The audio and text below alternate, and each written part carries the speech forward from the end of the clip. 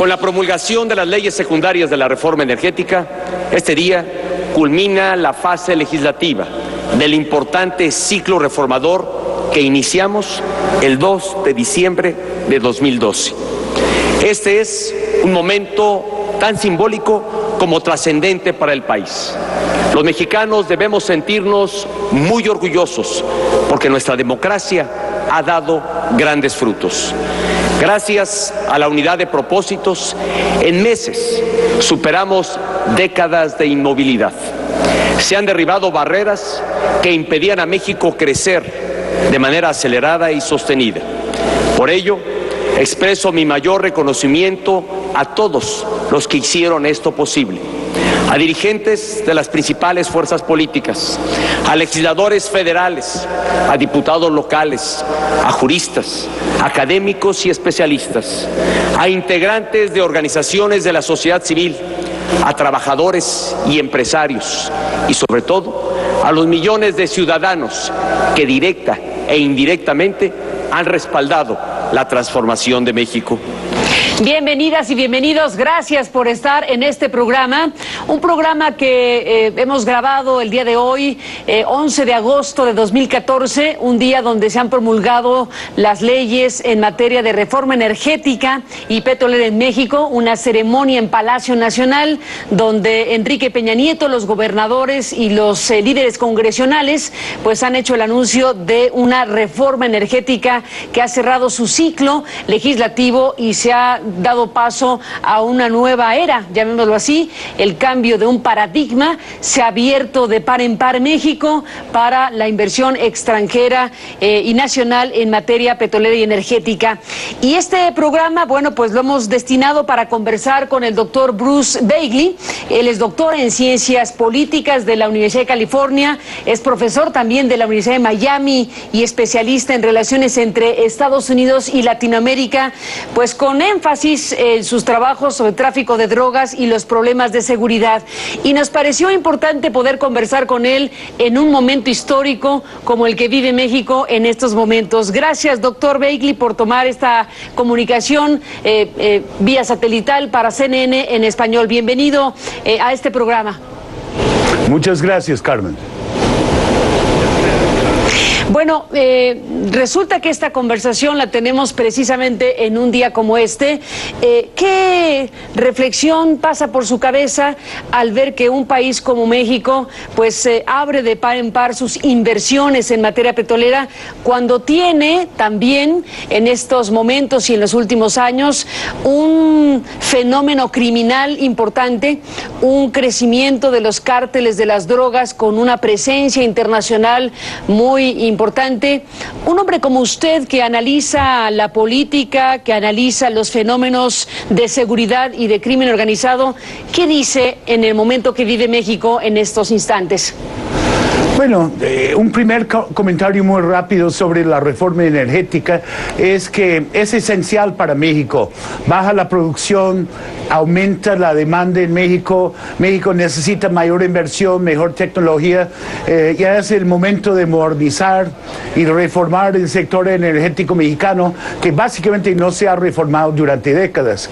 Pero hay obviamente una serie de preguntas que hay que tener en cuenta.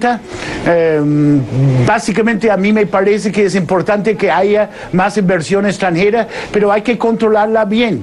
Hay que tener transparencia en estas inversiones. Hay que tener transparencia en el presupuesto y la repartición de las regalías o de los beneficios de este proceso, porque México se ha dedicado pues a lucrarse en términos del presupuesto nacional sin realmente invertir. Y estos son los problemas que no se han resuelto todavía desde mi perspectiva con las reformas secundarias que acabamos de escuchar del presidente Peña Nieto. El momento es histórico en muchos sentidos, cambia, ¿no?, hacia el futuro las políticas energéticas de México, pero todavía hay mucho trecho, hay muchas cosas que hay que ver y va a requerir que el pueblo mexicano y la clase política mexicana estén pendientes pues sectores de esta transformación para que no se vaya todo a las grandes corporaciones petroleras multinacionales en vez de beneficiar al pueblo mexicano. Una de las grandes preguntas, Bruce Beigel, sobre esta reforma energética tiene que ver con la razón misma de la reforma. Si depende lo que ha sucedido, si dependió del interés mexicano directamente o si hay un impulso principal desde los Estados Unidos. ¿Esta es una reforma para el interés mexicano o para el interés estadounidense? Mire, han habido muchos intereses norteamericanos en abrir el sector energético mexicano durante muchos años. Ha habido presión del Congreso norteamericano, de las petroleras, especialmente las tejanas, de la familia Bush mismo, que ha tenido negociaciones con México durante años. Pero yo creo que es un error plantear que es por presiones norteamericanas que México, bajo Peña Nieto, decide en este momento abrir el sector petrolero, el sector energético. El hecho es que ha crecido la población mexicana y ustedes ya están en 120 millones por lo menos. Ustedes tienen una demanda creciente para energéticos. Ustedes necesitan ganar más en cuanto a las exportaciones mexicanas y en la última década o 2 décadas ha bajado la producción. En el futuro no muy distante, en el corto, mediano plazo, si México no invierte más, si no levanta más petróleo, si no moderniza el sector, México va a tener escasez de producción de electricidad en el país. Ustedes van a tener problemas en la Ciudad de México y en muchas otras de las grandes ciudades mexicanas. Entonces, desde mi perspectiva, la principal razón por la cual México tiene que abrir y empieza a abrir ahora es que así el futuro simplemente no va a haber abastecimiento suficiente ni de electricidad ni de petróleo para sostener el crecimiento tan rápido del país. Desde su punto de vista, doctor Beigel, México no tenía alternativa para hacer esta reforma que hoy ha sido promulgada por el gobierno mexicano, por su presidente. De acuerdo, no tiene alternativa ninguna. Si no lo hace Peña Nieto ahora, en 5 años, todos los mexicanos van a sufrir en carne y hueso la escasez de energéticos a lo largo y ancho del país. Ahora, doctor Beigel, un elemento de preocupación importante tiene que ver con la instrumentación de una reforma que ha sido promulgada. Hay riesgos importantes de que con una apertura de este tamaño haya depredación por parte de las grandes transnacionales.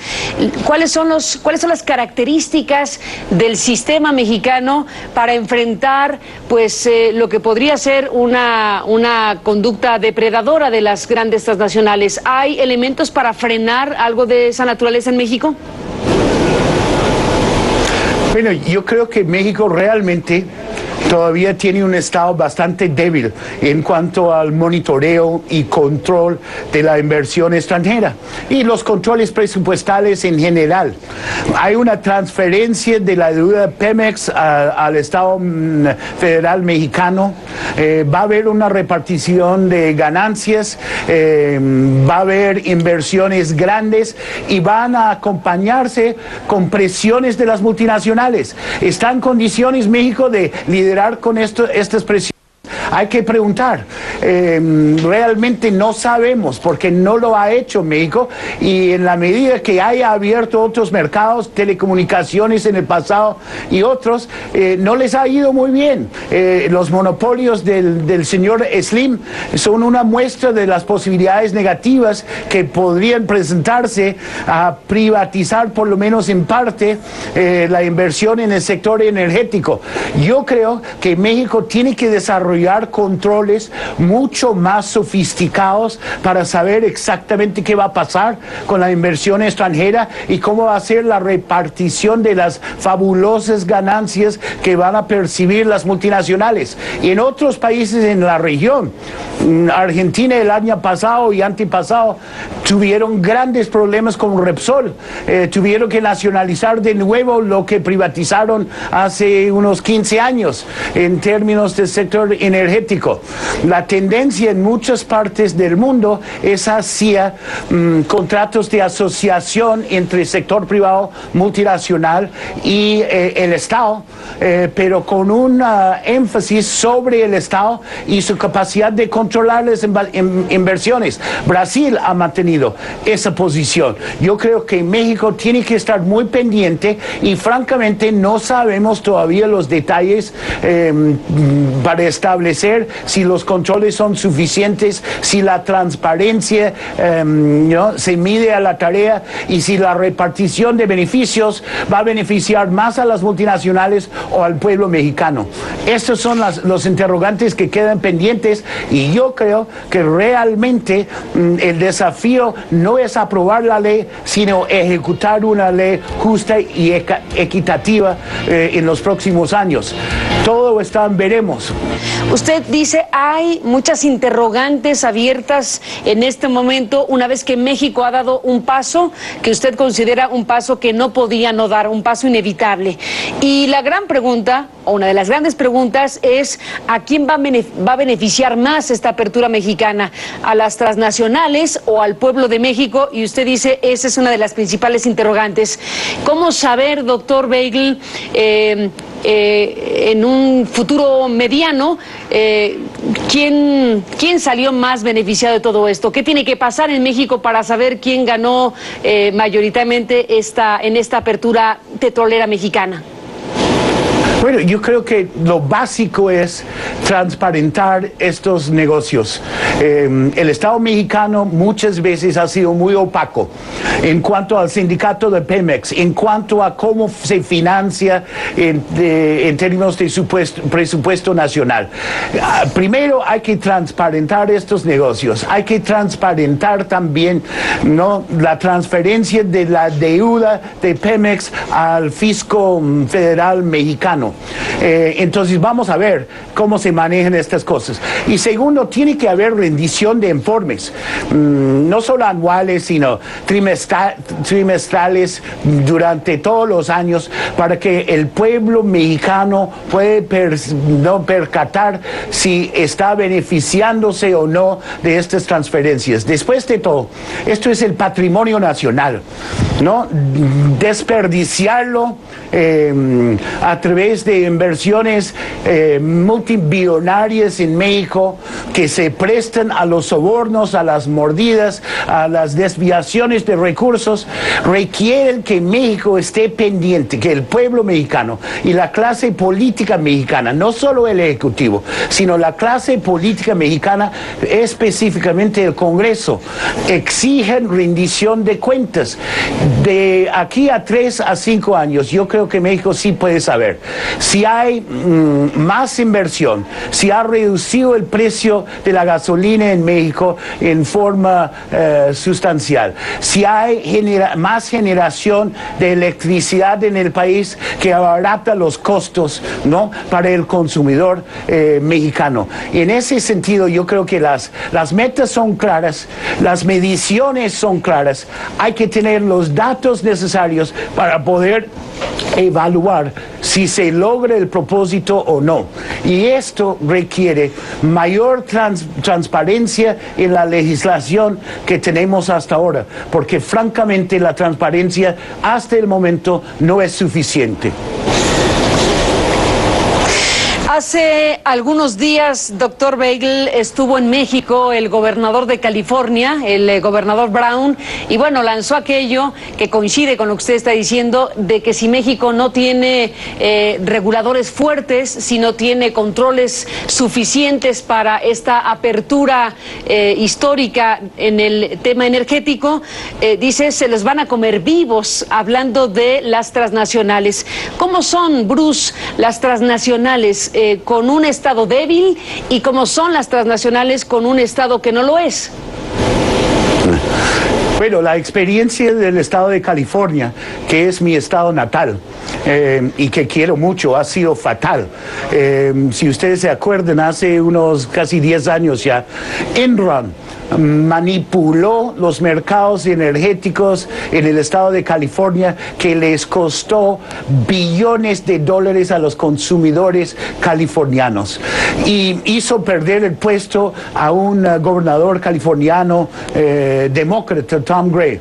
Yo creo que injustamente, porque fueron crímenes por parte de Enron que resultaron en estas ganancias multimillonarias. Pero el gobernador Jerry Brown está planteando una realidad que tiene que enfrentar México. Si el estado de California, que es uno de los más modernos, uno de los más grandes y uno de los más sofisticados, con 38 millones de habitantes, no fue capaz de controlar a Enron, ¿cómo será la cuestión con un estado mexicano embrionario en este sentido frente a las negociaciones con las multinacionales? Que los pueden comer vivos es una posibilidad. Yo creo que los mexicanos tienen que estar conscientes de eso y tienen que desarrollar, ¿no?, los mecanismos de rendición de cuentas y de transparencia que exigen de las multinacionales una mejor conducta que vimos en California hace 10 años y que hemos visto en muchos otros países. Pero existe el peligro, sin duda, y México tendrá que cuidarse, porque las multinacionales no van a cuidar a México ni a los intereses nacionales, mucho menos al consumidor mexicano. Doctor Bruce Beagle, está otro tema muy importante y usted es especialista en la materia, el crimen organizado y la seguridad. Hoy por hoy en México se sabe que el crimen organizado está presente en la cuestión petrolera, el robo de gasolina, la ordeña de ductos. Hay un negocio criminal en torno al petróleo y a la energía hoy en México. Con una apertura de este tamaño como la que México hace, ¿qué decir respecto al crimen organizado, la apertura y la realidad mexicana? Bueno, hay muchos matices y muchos temas que discutir frente al crimen organizado mexicano. Permítame plantear 3 puntos generales. Primero, la industria del narcotráfico en México produce una renta, una ganancia de alrededor de 20,000 millones de dólares al año. Es una de las industrias más lucrativas en el país. Eso es en primera instancia. Segundo, hemos visto una transferencia, en parte por Plan Colombia, en el sur, ¿no?, en la región colombiana y en los Andes, una transferencia de las organizaciones criminales, o un fortalecimiento mejor de las organizaciones criminales narcotraficantes en México en los últimos 10 años. El segundo punto que haría es que en cuanto al crimen organizado, México ha sido muy desafortunado.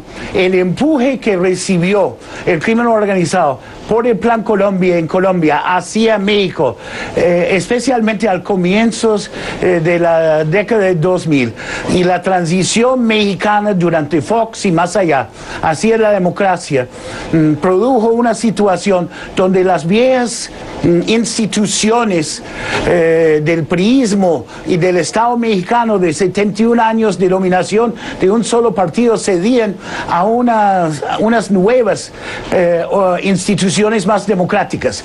Pero el ocaso de las viejas instituciones más autoritarias no produjo la consolidación de las nuevas instituciones democráticas necesarias para enfrentarse a la oleada de crimen organizado que vio México a comienzos de la década. Tercero, ya hemos visto con 2 gobiernos panistas, primero Fox y luego Felipe Calderón, y ahora el gobierno de Peña Nieto, una cierta fragmentación del crimen organizado. Han pasado de las organizaciones más establecidas, primero Tijuana y Juárez, ya Sinaloa, Golfo, Zetas, con fragmentaciones mayores de los Beltrán Levas y nuevos grupos que han surgido. Para cerrar, doctor, ¿qué me dice? ¿Con qué última reflexión deja este programa? Mire, yo creo que hay dos puntos realmente importantes. Fue esencial, fue necesario, fue inevitable la reforma energética en México. En realidad creo que se ha demorado demasiado.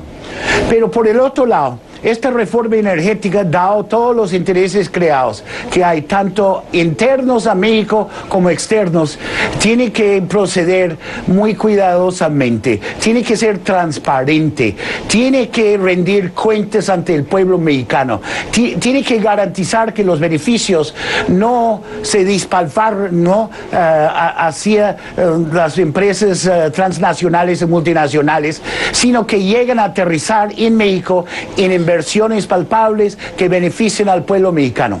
Y en el proceso de esta reforma hay que tener mucho cuidado.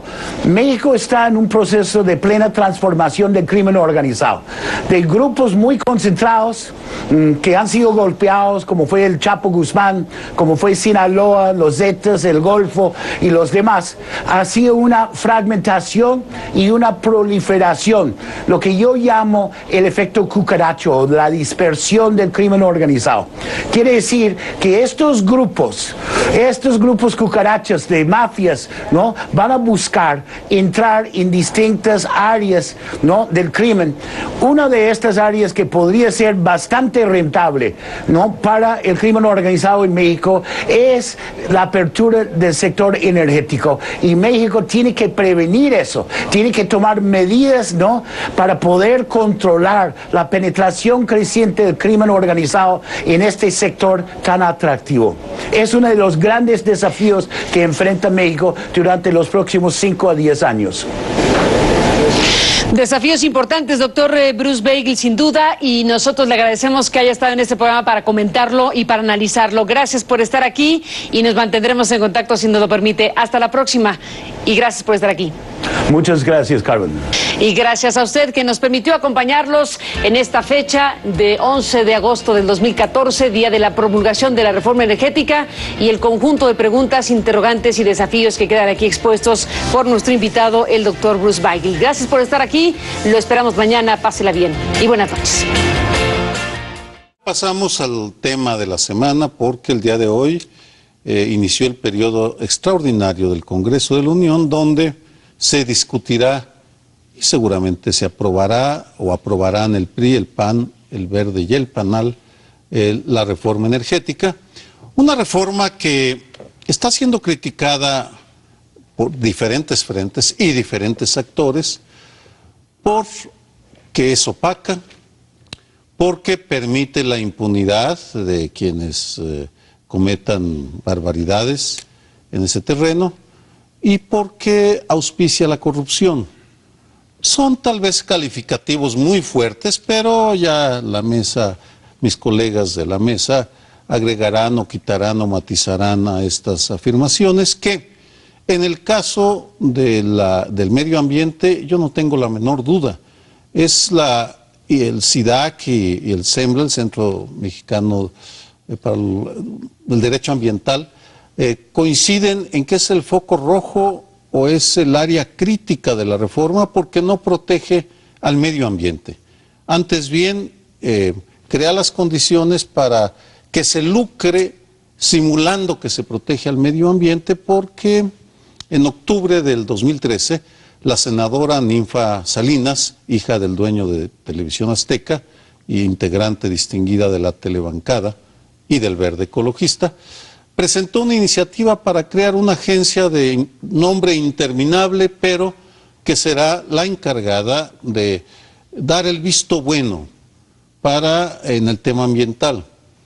Y dado los antecedentes de corrupción del Partido Verde Ecologista de México y de la impunidad que rodea sus acciones, y dadas las rumores muy extendidos de que el Verde dio sus votos a cambio de controlar esa famosa agencia, entonces, en mi opinión, y como un pronóstico que espero no se cumpla, pero me temo que voy a fallar en el pronóstico, será un nido de corrupción y de deterioro y degradación ambiental. Por tanto, además de lo anterior, las reformas energéticas agravarán, en mi opinión, una situación ambiental ya de por sí deteriorada. Me parece que la reforma energética, sus leyes secundarias, porque la reforma energética a nivel constitucional está aprobada, va a ser discutida en este periodo extraordinario que inició hoy, como bien decías, en tres aspectos que forman, digamos, el núcleo fundamental o central, porque son alrededor de 27 leyes secundarias que se pueden derivar o que tocan la parte de la materia energética y no van a poder en este periodo extraordinario, que normalmente son cortos, de una semana o menos, más que aprobar los dictámenes que se han enviado. Y los dictámenes son sobre la ley de hidrocarburos, una ley de hidrocarburos, sobre la de la industria eléctrica y la del régimen fiscal de las empresas que van a intervenir, que es muy importante. Este es el núcleo básico, nada más como información para nuestro público, porque esto es lo que tienen los dictámenes que fueron aprobados ya en su mayoría y que van a ser llevados al Pleno, y según las noticias que han estado filtrándose, no van a modificarse mucho de los términos en que el dictamen las presenta al Pleno para su discusión. Yo veo allí dos o tres cuestiones que van a tener una discusión importante. Entre ellas, pues está este condicionamiento que han puesto para rechazar el pasivo de los trabajadores por pensiones, ¿verdad? Este pasivo laboral que tiene Pemex, que lo quieren descartar para constituir una Afore que sea la que los proteja, como nos protege a la mayor parte de los ciudadanos que estamos en el régimen de asalariados. Y en este caso tenemos un pasivo muy importante, que creo que es de más de 52,000 millones de pesos, que Pemex no podría asumir. El Estado mexicano parece no tener capacidad para asumir, por eso está derivando. Este creo que va a ser el tema de la mayor discusión. Aparte de las confrontaciones que está habiendo, por un lado, por la izquierda, que tiene posiciones distintas, la del PRD por un lado, que está organizando el día de hoy mismo una manifestación frente a la Cámara de Diputados. También está la posición de AMLO, de Morena, que tiene también rechazo completo a la reforma energética, pero no está planteando ninguna cuestión en específico, sino un rechazo total hasta donde yo he entendido, ¿no? Creo que tocan puntos muy importantes a lo de la cuestión ambiental, que la mayor parte de la gente no se ha metido y tiene gran importancia, como señalas tú, Sergio. Lo único que agregaría, pues, que el Partido Verde de Verde no tiene más que el nombre, ¿no? Porque nunca se ha destacado por llevar a cabo una lucha verdaderamente por el medio ambiente. En el emblema, y en efecto, Amparo, bueno, en el además de la cacatúa, hay un verdecito. Ok, hay un verdecito, tienes razón. Y en los billetes, Paoli, pero los que reciben, ¿no? Bueno, en fin, pero tocan temas muy importantes. Yo lo que veo en la discusión pública sobre la norma, porque estamos hablando sobre la norma, ¿no? Que si están poniendo suficientes reglas para que esto medianamente opere. En este país, desgraciadamente, a veces hacemos buenas normas, pero luego pues los operadores, los que están encargados de hacer estas normas, simplemente pues les dan la vuelta, no las aplican, les encuentran los famosos hoyos para salir impunes. Pero en este caso creo que ni siquiera la norma en estas leyes secundarias fue cuidada. Creo que para el caso de corrupción, que es el que menciona Sergio Aguayo, para una corrupción excepcional hubiera hecho falta unas normas excepcionales. No porque yo crea que si pones la norma ya no vaya a haber corrupción, pero nos tendrían que haber dado garantías, porque Pemex no es un ejemplo. Pemex hoy en día, empresa del Estado, no es un ejemplo de probidad, ni de honestidad, ni de ausencia de corrupción, ¿sí? Por eso tenemos, entre otras cosas, los pasivos laborales que tenemos, todo lo contrario. Entonces, yo, como estoy de acuerdo con la participación del sector privado, nacional e internacional, en las diferentes fases de la industria en hidrocarburos. Digo, bienvenida, y ojalá y se cambien las prácticas. Como tú, no tengo grandes esperanzas, pero sí me decepcionó que no hubiese estas normas excepcionales para una situación excepcional. Y lo ejemplifico, leía un artículo de Enrique Cárdenas, que es el director de la Espinosa Iglesias, cuando habla de las pensiones. Bien, las vamos a tener que asumir, no cabe otra solución, la vamos a pagar todos con nuestros impuestos, pero tendría que haber al menos una garantía de que esto no va a volver a suceder. Y ese candado para que esto no vuelva a suceder no existe. Y en cambio sí hay otros candados que perjudican o pueden perjudicar a los próximos trabajadores de Pemex. Por ejemplo, hay uno que sorprende, que es el reparto de utilidades, que es un derecho constitucional con algunas excepciones en el artículo 26 o 126 de la Ley Federal del Trabajo. Y aquí se dice que las empresas, estas empresas productivas del Estado, pues podrán otorgar el reparto de utilidades. Entonces, pues ya ahí hay un foco rojo. Y el último que quiero mencionar, que también tiene que ver con la corrupción, es este régimen de excepción que se está dando. Creo que a la comisión, a los integrantes de la Comisión de Hidrocarburos, pero también a los dirigentes de las empresas, en el sentido que ellos no serán responsables por daños y perjuicios por las decisiones que tomen, si estas fueron tomadas de acuerdo a sus facultades, de acuerdo a la información disponible en el momento, y no me acuerdo cuál era la otra condición. Bueno, pues eso ya lo deberíamos de dar por descontado, pero ¿por qué tienen un régimen especial y no lo tiene, por ejemplo, el secretario de Hacienda, que también corre unos riesgos gigantescos o nos hace correr riesgos gigantescos a la población, ¿no? Entonces, ahí hay una serie de focos rojos que esperemos que puedan atender los diputados para que estemos equivocados y no en el pesimismo que estamos mostrando. Esto del pasivo de pensiones, que se le ha llamado Pemex Proa, porque hace referencia al rescate bancario de hace muchos años y que fue muy escandaloso. Entonces dicen, otro de esos que le van a cargar al contribuyente durante 35 años o no sé cuánto tiempo se va a tardar para cumplir esa otra deuda, esa otra carga que nos ponen más. Pero dentro del esquema que se planteó ya de abrir y de hacer competencia en el ramo y que Pemex sea competitivo, pues dicen los expertos, es que si no, no va a poder competir. Si no le quitas esa carga, pues entonces Pemex está condenada al fracaso porque va al ring, digamos, con una mano amarrada, como dicen algunos, y se la van a noquear todas las demás. O sea, le van a quitar toda posibilidad de competencia, que de lo que se trata es de hacer competitiva a Pemex. Claro, viene entonces decir, es que los gobiernos pasados, es que Hacienda le quitaba, ¿cómo iba a poder? Pues claro, ese era lo malo del esquema vigente hasta ahora. Pero si quieren cambiar la situación en términos competitivos, se puede estar de acuerdo o no con el esquema, pero dentro del propio esquema tiene lógica el hacerlo. En todo caso, pero sí tendría que venir acompañado de ciertas previsiones. Y también lo que siempre pasa en los rescates en México, no hay responsables. En ese tipo de hoyos financieros que están en otros países, de escándalos, de rescates, de grandes corrupciones sindicales o empresariales, pues casi siempre hay responsables que son castigados. Aquí de nuevo no se está planteando qué funcionarios o qué líderes sindicales incurrieron en todos esos abusos que ahora tenemos que pagar nosotros, lo cual, pues sí, a veces es inevitable, pero, señores, pero tienen que haber responsables aquí para evitar que sigan ocurriendo ese tipo de cosas en diferentes ámbitos de la economía. Entonces, eso por un lado.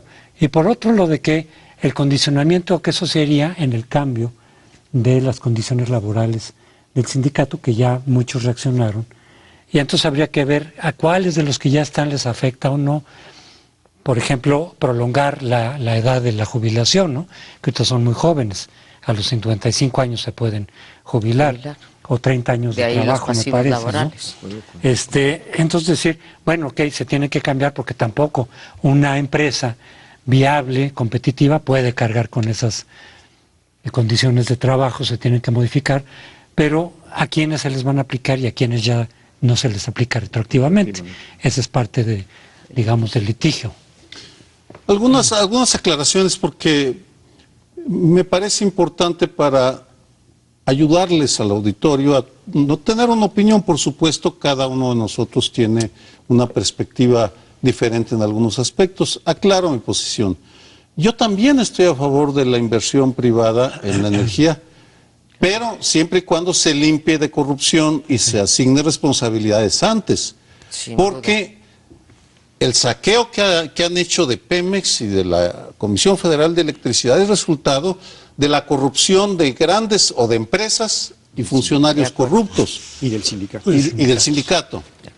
Segundo, al no querer ni el PRI, ni el PAN, ni el Verde, ni el PANAL sancionar a los responsables, están justificando prácticas tan ofensivas como la del líder máximo del sindicato, Carlos Romero de Champs, que tiene yates, relojes de 150,000 pesos, y que sabemos que sus hijas, o una de sus hijas cuando menos, contrata aviones privados para trasladarse a centros vacacionales con sus 3 cachorros. Es decir, nosotros les hemos pagado a estos ladrones, porque no creo que haya otro término, para que incurran en un gasto desproporcionado. Desde esa perspectiva, lo que están haciendo con esta reforma es, primero, negarse a la asignación de responsabilidades. Segundo, santificar y aumentar incluso los márgenes de protección a los corruptos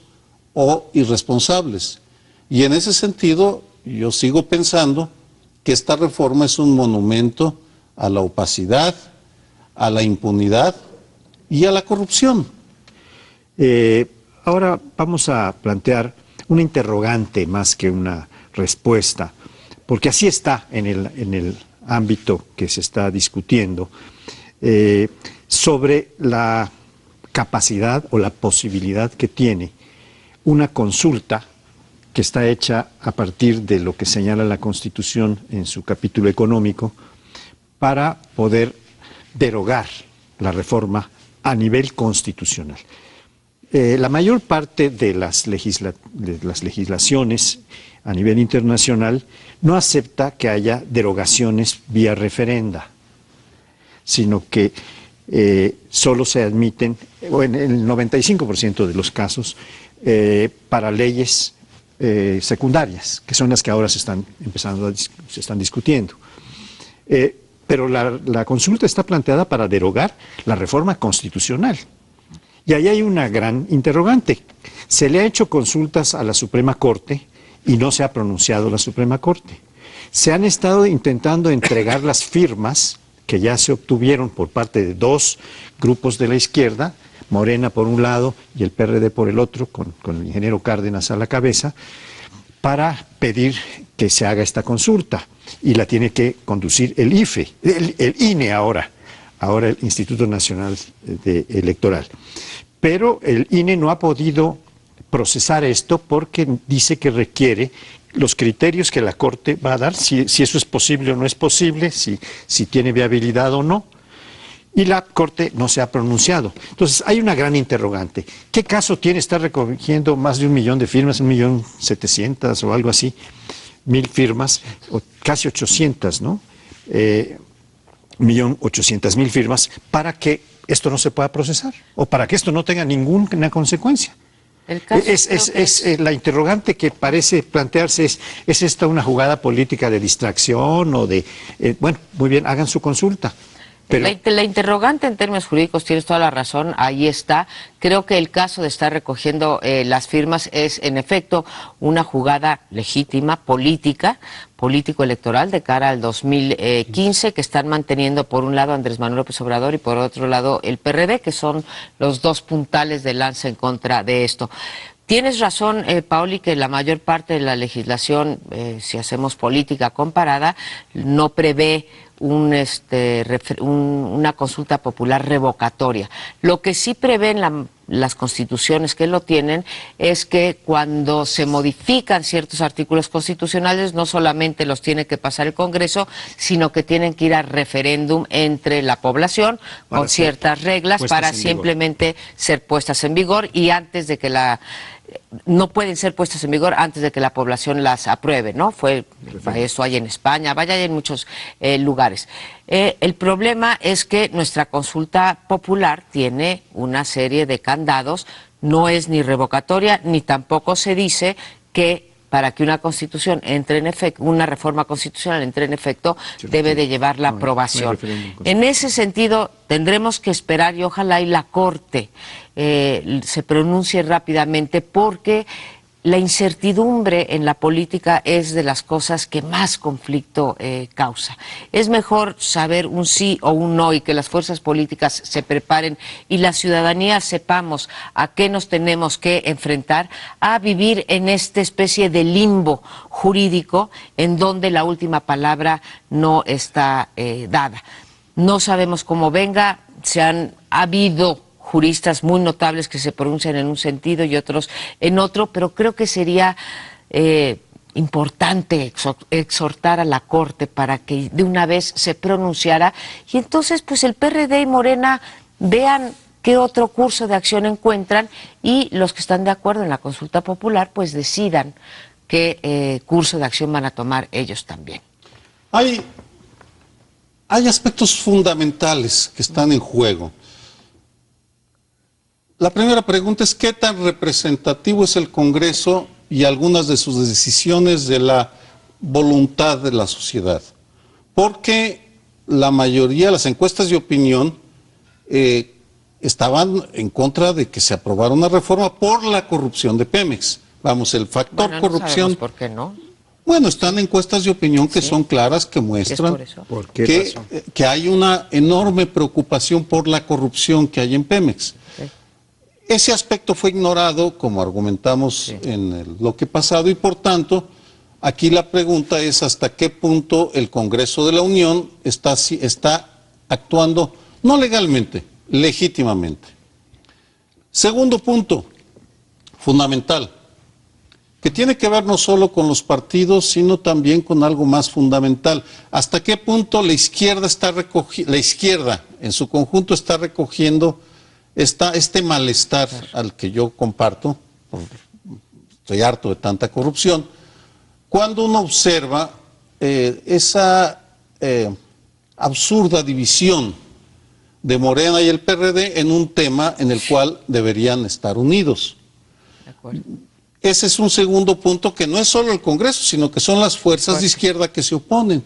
En ese sentido, solo menciono como información, Miguel Concha, un sacerdote dominico, está promoviendo una iniciativa para pedir a la Suprema Corte y a los partidos de izquierda que unan en una sola la petición para que la tomen en cuenta los ministros de la Corte como una sola. Aseguran que jurídicamente es correcto, yo no soy abogado, pero en todo caso, lo que nos estamos jugando también es la posibilidad de participar y opinar e influir en los asuntos que nos atañen. Y uno de los asuntos fundamentales es la energía y otro es la corrupción, porque estamos dilapidando la energía y estamos observando cómo otros están beneficiando de un saqueo cínico, irresponsable y ofensivo. Y el otro aspecto de la consulta es las posibilidades jurídicas, que algo mencionaba Pauli, pero porque muchos sostienen, aunque hay una especie de contradicción aquí, dependiendo de la interpretación, muchos sostienen, creo que correctamente, que el artículo 135 de la Constitución no contempla la consulta popular como posibilidad de modificar la Constitución. Entonces la consulta estaría restringida a cambios en la legislación secundaria, no a la reforma constitucional como tal, de acuerdo con esa interpretación. Como ocurre, decía Paoli, en varios de los países, en la mayoría de los países, los referendos y plebiscitos tienen que ver más con leyes secundarias que con Constitución. Entonces, pero aquí específicamente en nuestra Constitución no está contemplada la consulta popular como uno de los métodos de transformación o modificación de la reforma constitucional, de la Constitución. Pero por otro lado, recuerdo que alguien señalaba que a la hora de enumerar cuáles temas podían ser sujetos o no, decía este y este y este temas no pueden ser, pero sí cualquiera otros constitucionales. O sea que ahí pareciera que sí se aceptaba que podía hacer una consulta con efectos constitucionales.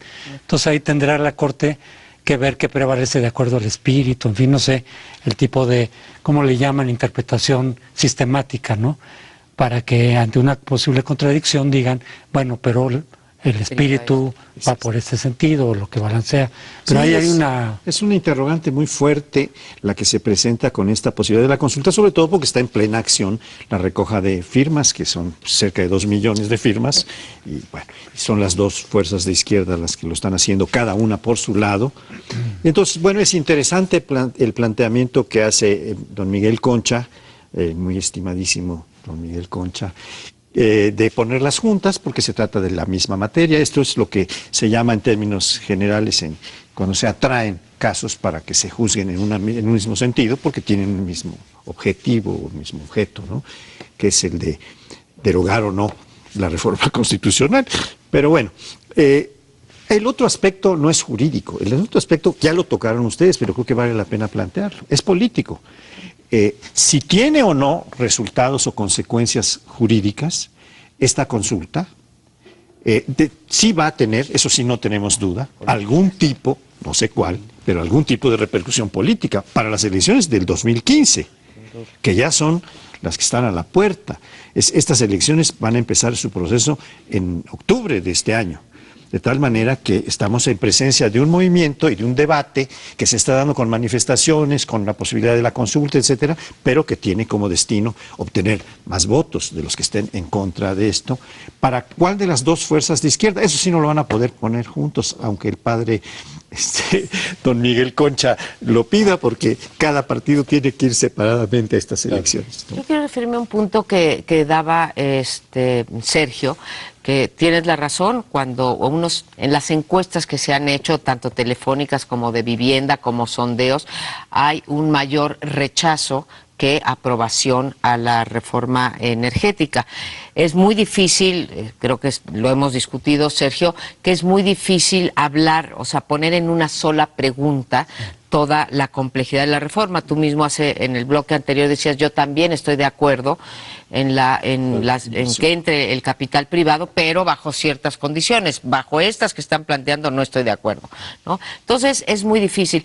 Pero esto de la opinión pública y lo que dicen las encuestas y lo de qué tan representativos son los congresos, pues son poco representativos los congresos, pero es el instrumento con el que contamos para hacer leyes. Y te quería poner un ejemplo que es el de la reelección. La gran mayoría de la población está en contra de la reelección. Sin embargo, la hicieron los diputados y senadores, ahí está, y nadie estamos peleando, digamos, porque se quite por esa vía de la consulta popular o por cualquier otra vía, ni estamos cuestionando la representación del Congreso. Gobernar o legislar a partir de las encuestas me parece difícil, Sergio. Bueno, brevemente, porque José Antonio quiere agregar algo.